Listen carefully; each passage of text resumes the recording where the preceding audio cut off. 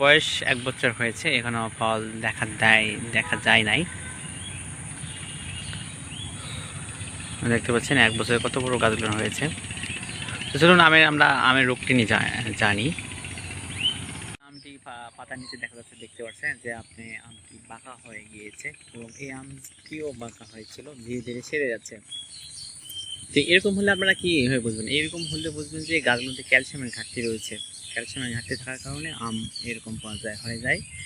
এর সঙ্গে আপনারা গাছের গোড়ায় জিপসাম পর্যাপ্ত পরিমাণ দিতে হবে, তাহলে আপনারা এই রোগ থেকে রেহাই পাবেন। এবং আমি যে মেডিসিনগুলো দিতে বলেছি সেই মেডিসিনগুলো দেবেন।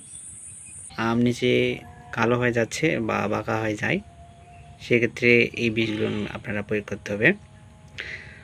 তো দেখবেন নিচের দিকে বাঁকা হয়ে যায় আমগুলো, সেগুলো হচ্ছে ক্যালসিয়ামের কারণে।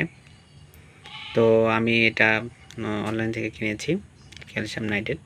এটি গাছে প্রয়োগ করার জন্য খুব সহজে এটি দ্রবণীয় পানিতে।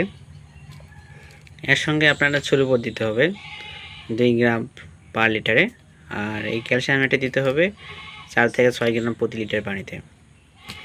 আর সিলিকেট জিঙ্ক, এটি আপনার প্যাকেটের গায়ে লেখা আছে, দেখতে পাচ্ছেন যে 16 লিটার পানিতে 6 থেকে 7 গ্রাম।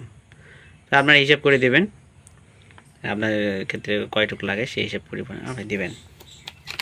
তো এগুলো দিলে হবে কি, আপনাদের আমগুলো ভালো হবে, পাতা সতেজ হবে এবং নিচের দিকে আমগুলো বেঁকে যাবে না, একটা সুন্দর একটা লুকিং আসবে আমের ক্ষেত্রে।